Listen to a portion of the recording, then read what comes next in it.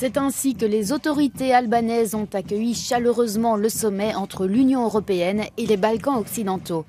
Un sommet hautement symbolique puisqu'il se déroule pour la première fois en dehors de l'Union européenne.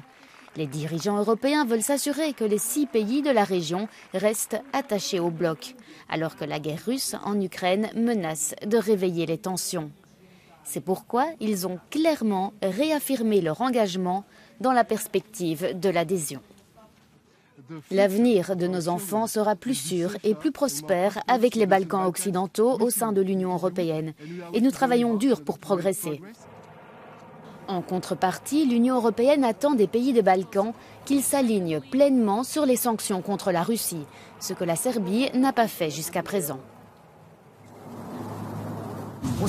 La Russie essaye de gagner de l'influence, la Chine essaye de gagner de l'influence. Nous sommes le plus grand investisseur, le partenaire le plus proche, et c'est pourquoi la discussion porte précisément sur ce point. Vous devez décider de quel côté vous êtes. Du côté de la démocratie, c'est l'Union européenne, vos amis et partenaires.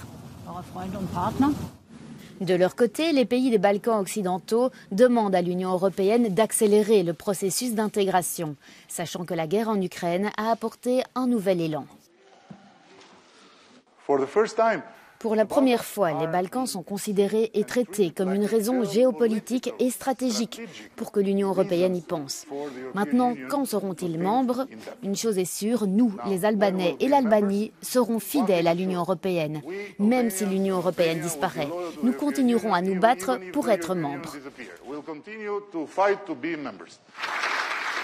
Blague à part, comme l'adhésion pourrait manifestement prendre du temps, une série d'accords ont été signés pour gagner le cœur des 6 pays des Balkans, dont un visant à réduire les frais d'itinérance. Mais aussi pas moins d'1 milliard d'euros de subventions a été promis pour aider les ménages et les entreprises à faire face à la crise énergétique.